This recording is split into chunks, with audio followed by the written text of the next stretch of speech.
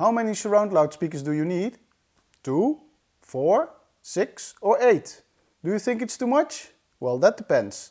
In this video you will learn what the different surround sound setups are and how to determine the right one for your room. Sound that surrounds you draws you into the movie. Surround sound is one of the key ingredients to a cinema-like experience at home. The other one is a large display, which I covered in a previous video. With the newest surround sound formats like Dolby Atmos, you can have up to 24 loudspeakers in your room. Well, that's not very practical in most domestic situations. In this video, I will explain the most commonly used surround sound configurations with up to 11 loudspeakers. The simplest surround sound configuration is the 5.1 surround sound system, where the 0.1 stands for the low frequency effect channel and the 5 refers to 3 loudspeakers that are in the front of the room and 2 surround loudspeakers that are towards the back or to the sides of the room. The surround sound system has 2 main jobs. The first one is to create sound that comes from a certain direction, for example from the front, the back, the left or the right. The second job of the surround system is to surround you and envelop you with sounds that you cannot exactly localize. For sound to envelop you, it's not necessary that the loudspeakers occupy all the different positions that the sound seems to come from. When you watch a movie, the 3 front loudspeakers get quite a workout. The center loudspeaker produces almost all of the dialogue, and the left and the right loudspeakers will produce most of the sound effects and the music. Phantom images is quite extensively used between these 3 front loudspeakers, such that you get a soundstage that extends completely from the left of the screen to the right of the screen. A phantom image is an image that seems to float between 2 different loudspeakers. It's created by sending the same signal to both loudspeakers. For these phantom images to stay in position, it's critical that you sit about in the middle of the room. Because if you sit too far to the left, all the sounds will seem to come from the left loudspeaker.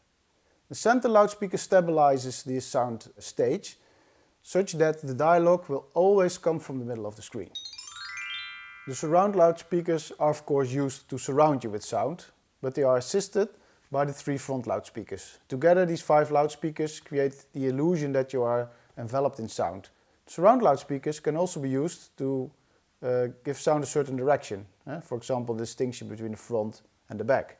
Filmmakers tend to use surround loudspeakers more for enveloping sounds than for directional sounds. And the reason is that sounds that come from the back take your attention away from the screen. Directional sound from the surround loudspeakers works quite well, but phantom images between the surround loudspeakers and the front loudspeakers do not tend to hold their position very well. That's because there's a large distance between the front and the back loudspeakers, so they are not frequently used.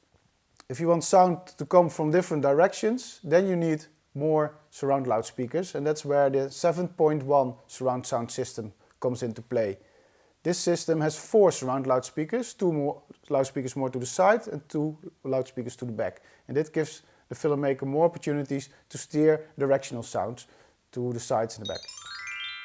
To add a sensation of height to the surround sound, you can also install overhead loudspeakers.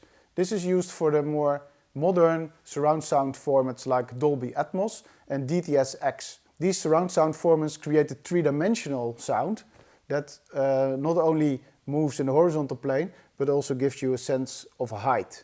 These systems add 2 to 4 overhead loudspeakers to an existing 5.1 or 7.1 system. The number of overhead surround loudspeakers is indicated by a 3rd digit. So 2 overhead surround loudspeakers in a 5.1 system is indicated as 5.1.2.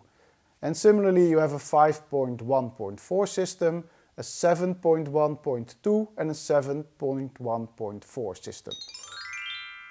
Don't get carried away by the number of surround loudspeakers. In a 7.1.4 system you end up installing 11 loudspeakers in your room. You might wonder, is that really necessary? Well, it depends strongly on the size of your room and the available budget that you can spend on the loudspeakers. So with a fixed amount of money, a 5.1 system will probably sound better than a 7.1 system because you can buy higher quality loudspeakers because you can spend more on each loudspeaker. You should also realize that you need more amplifier channels when you have 11 loudspeakers compared to when you have 5 loudspeakers. So also your amplifier will be more expensive, or if you spend a fixed amount of money, might be of lower quality. Don't forget that you have to install all these loudspeakers in your room. And most of us probably want to integrate it in our living room or another multi-purpose room. If you have a dedicated room, this will not be an issue, you can place loudspeakers everywhere. But in your living room, probably some of the loudspeakers will end up in an impossible place. For example, blocking a door. If installing a 5.1 system looks like a challenge in your living room, a 7.1 system would be nearly impossible to install. So what are my recommendations? If you have plenty of money in a dedicated room, go ahead and install the full system, the 7.1.41. If you don't have a dedicated room and want to integrate it in your living room, you might be better off starting with a 5.1 system instead of a 7.1 system. I would only recommend the 7.1 system if you have a very large room and in cases where you have multiple rows of viewers. For all systems, it might be interesting to add overhead speakers because that gives you the three-dimensional sound. So for a lot of people, a 5.1.2 system will be a very nice choice and will only require a 7-channel amplifier. Let me know in the comments, how many surround loudspeakers do you have? The contents of this video is based on my book Optimal Audio and Video Reproduction at Home. Check it out, the link is on the screen and in the description. Also, subscribe to my channel if you want more free tips on how to improve your listening and viewing experience. Thanks for watching and see you in the next one.